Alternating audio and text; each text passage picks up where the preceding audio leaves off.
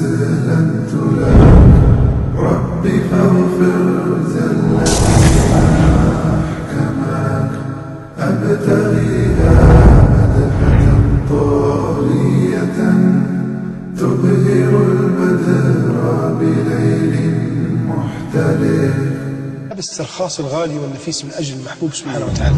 زي الناس دي بتضحي عشان ربنا، وزي احنا قاعدين بناكل ونشرب مش عاوزين حتى نضحي بأغنية، مش قادرين حتى نضحي بسيجارة، مش قادرين حتى نضحي بمحبوبة في الحرام، مش قادر حتى أضحي بلبس جديد. بدل ما أنا ألبس العدة جديد خلي يتيم يلبس جديد. أقدم شيء يدلل على صدق محبتي على حب الله تبارك وتعالى. يقول: عرفتها صغيرة في 13 تأتي لزيارة أبيها وراء القضبان، وكنت أنا فتى في 20. كنت أصغر من طالتهم المحنة الطويلة، لم تكن في عيني أكثر من طفلة بريئة. مرت الأيام وصارت عروسا، وإذا بأبيها يخطبني لها. قلت: أفعل وأنا وراء القضبان؟ قال: تفعل. وانفرجت الأزمة وزالت الغمة وما نسيت كلمات أبيها.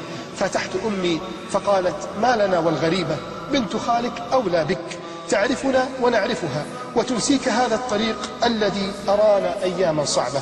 قلت: لا يا أمي، أريد من تعينني على الطريق. قالت: إذن أنت وشأنك. ذهبت إليها، نظرت في عينيها أطرقت خجلا. سألتها: أترتضينني زوجا؟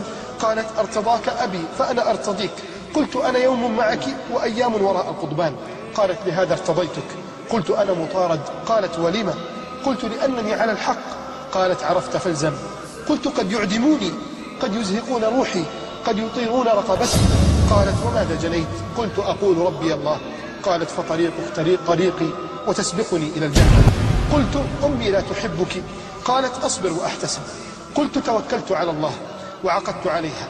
سألتها: أنا لا أعرف كلام الغزل. قالت: عيناك تقول لي الكثير. قلت: يا بنت الناس، نحن ما زلنا على البر وحياتي صعبة. قالت: بل نحن في عرض البحر وأنا أحب حياتك.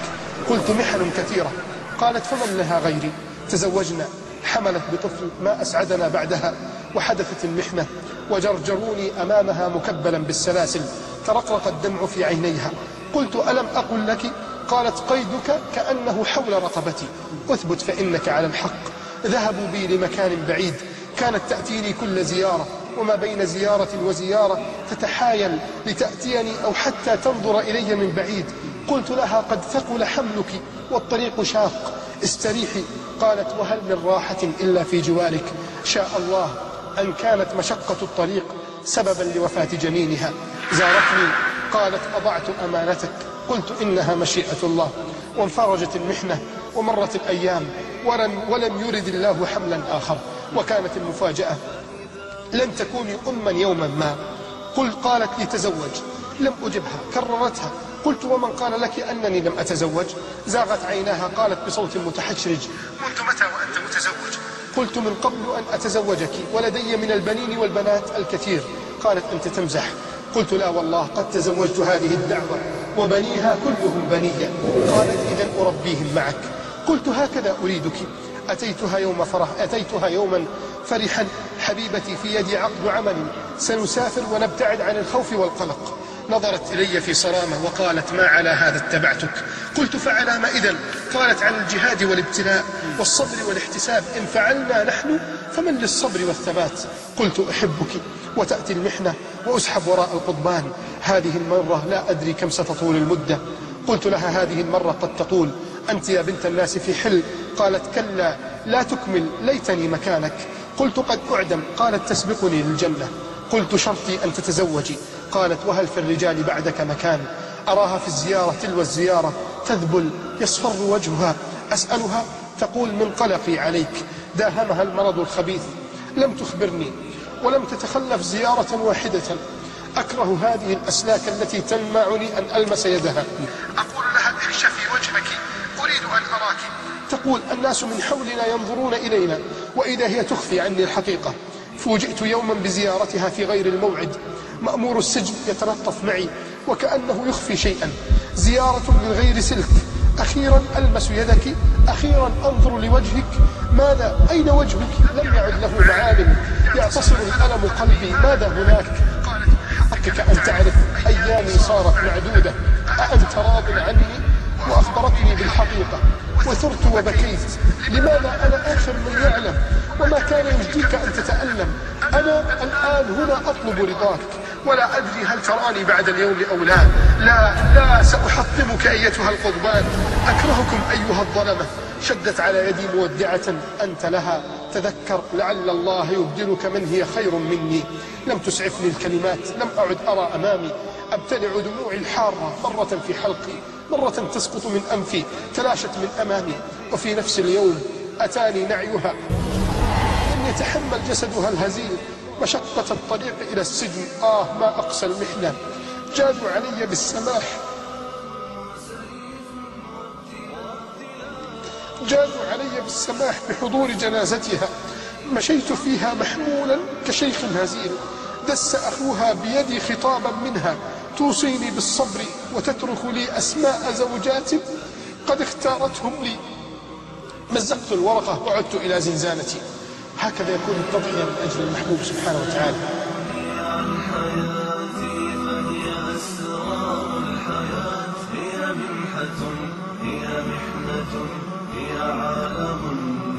عايزين نبقى ابطال، بطل على وجه السرعه. عايزين بطل على وجه السرعه ينقذ الامه دي، يحل مشاكلها، يحل الازمات اللي هي فيها. انا عايز طموحك يبقى طموح رهيب ملوش حدود. ان هذا الدين لا ولن يموت، ولو قدر له ان يموت لمات يوم اتت 7 حملات صليبيه يقودها قاده اوروبا وقساوسه اوروبا، واحتلوا فلسطين. ويوم ما دخلوا القدس قتلوا 90,000 مسلم وذبحوه. الركب بتاعت الخيل غاصت في دم المسلمين. علقوا الصلبان على الاقصى، علقوا الصلبان على قبه الصخر، حرقوا جثث اطفال المسلمين وكلوها من شده حقدهم. الجثث بقت اكوام في الشوارع، والدم بقى اكوام في الشوارع. حولوا المساجد لاسطبلات والكنائس. فجاه يطلع بطل يغير كل الموازين ويقلب كل الحسابات بعد ما الامه قالت خلاص ضاعت انتهت فلسطين مش راجعه تاني. وفجاه يطلع صلاح الدين يغير كل الحسابات ويقلب كل الموازين. حرم على نفسه الضحك لغايه ما فلسطين اتحررت. خاض 52 معركه، انتصر في ال 52 بقوه الله، وطهر الشام كلها من الصليبيين. وبعد 91 سنه تتصلى صلاه الجمعه تاني في المسجد الاقصى. بعد 91 سنه قفل للمسجد وتعليق الصلبان عليه.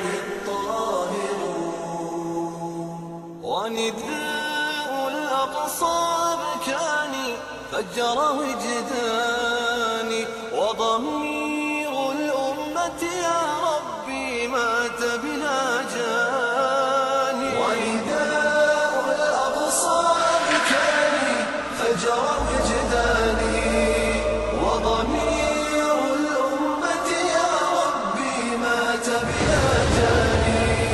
مجرم قالوا لأني أرفض. انا عايز ابقى بطل ده، انا عايزك تنفذ البطله دي. انا عايز بطل، عايزين بطل على وجه السرعه يا جماعه. عايزين مهمه انقاذ لامه محمد.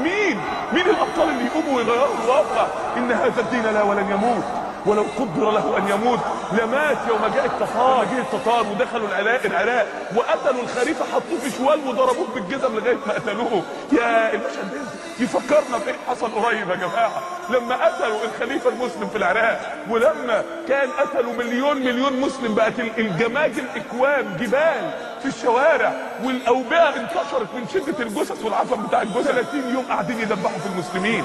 داري يشوف 10 مسلمين قاعدين يقول لهم استنوا انا اروح اجيب سكينه اذبحكم. يقعدوا جبنه مش قادرين ينطقوا، يروح يجيب سكينه يذبحهم ال10 ومحدش حد بيتكلم وخلاص.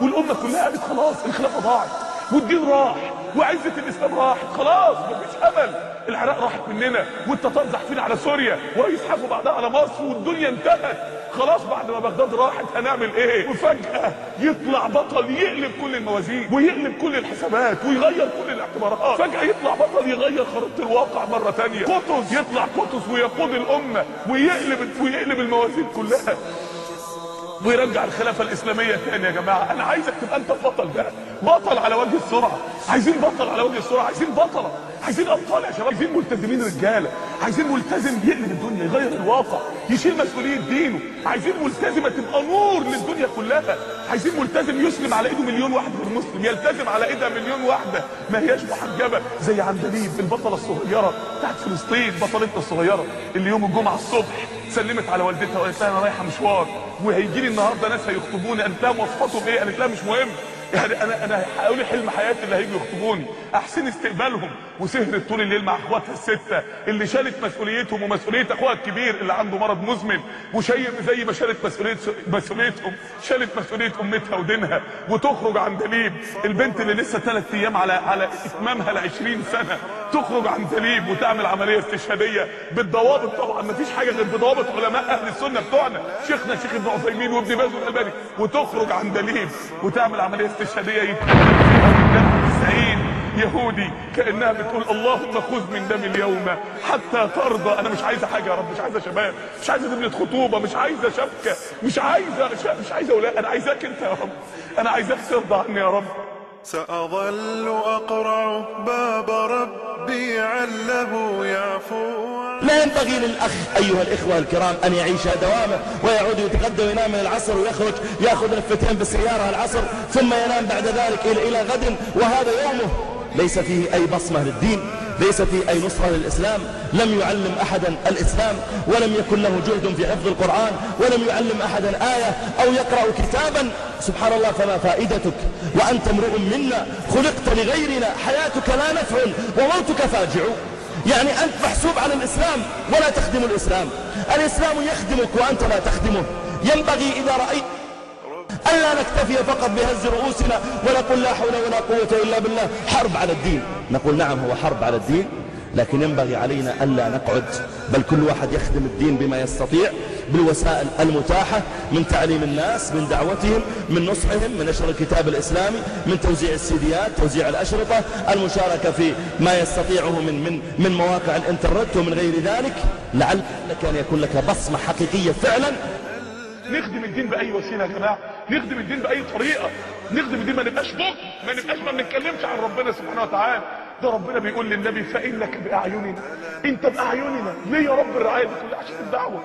ده الدعوة دي العبادة اللي تدخلك من أبواب الجنة ال8، لأنك بتتكلم عن الدين كله حتى لو ما طبقتش كل حاجة.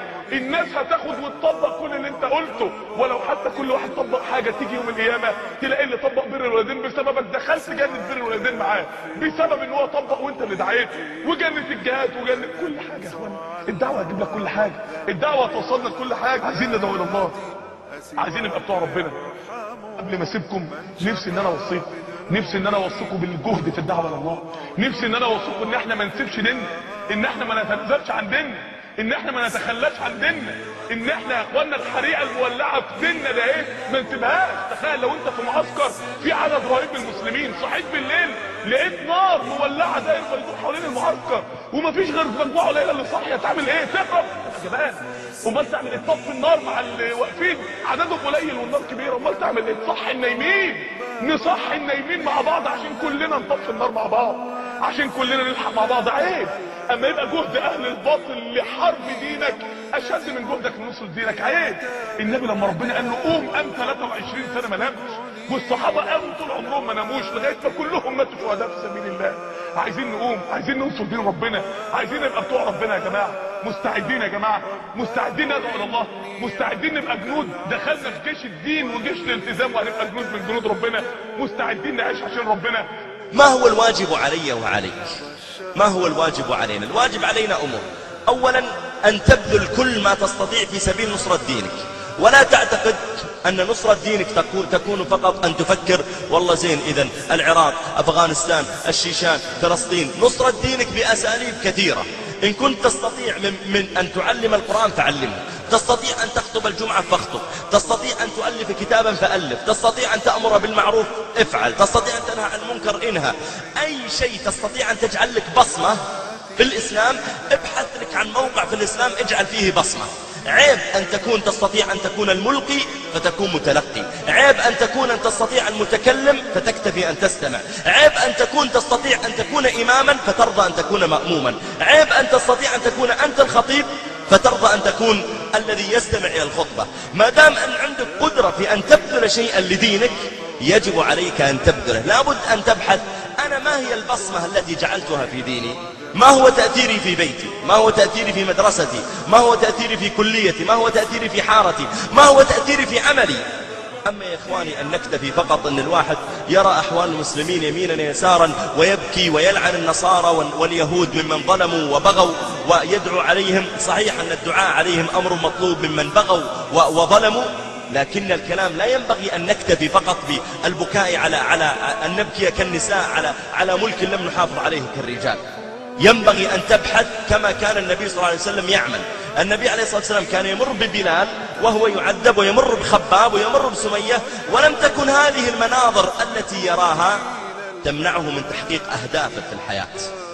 ولا لو كان النبي صلى الله عليه وسلم يجلس عند بلال يبكي بلين يقوم بلال من عذابه، ويجلس عند رأس سمية يبكي، ويجلس عند خباب يبكي، كان ما دعا أحد ولم يسلم على يده أحد، ولم يتفق مع الأنصار لما جاءوا حاجين ويخرج عليه الصلاة والسلام إليه. كان النبي صلى الله عليه وسلم عنده رسالة يحققها، كان صحيح يلتفت ويتألم، لكن لا يسمح لهذه الآلام التي يراها يمينا ويسارا في أن تعطله عن دعوته، أو تعطله عن أمره بالمعروف ونهي عن المنكر، أو خدمة دينه بقدر المستطاع. فينبغي نحن إذ نتألم بأحوال المسلمين ألا نكتفي فقط بهذا الألم أو الدعاء، بل أن يبحث أحدنا لنفسه عن موقع في الأمة يقف فيه، لعل الله تعالى إذا حاسب يوم القيامة يراه قد بلغ بقدر ما يستطيع. يا أيها الذين آمنوا ما لكم إذا قيل لكم انفروا في سبيل الله اثاقلتم إلى الأرض أرضيتم بالحياة الدنيا من الآخرة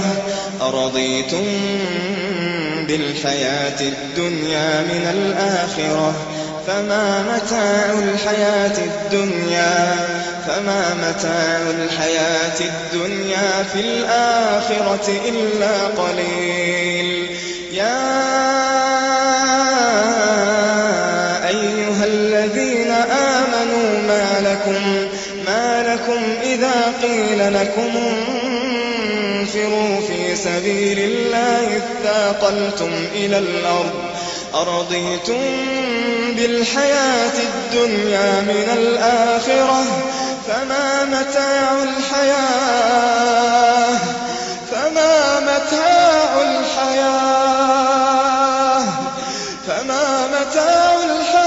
الدنيا في الآخرة إلا قليل.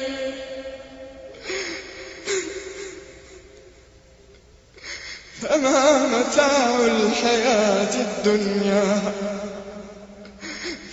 متاع الحياة الدنيا في الآخرة إلا قليل.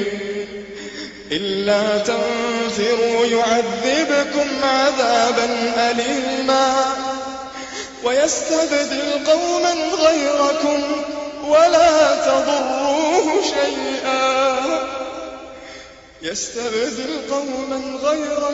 ولا تضروه شيئا والله على كل شيء قدير.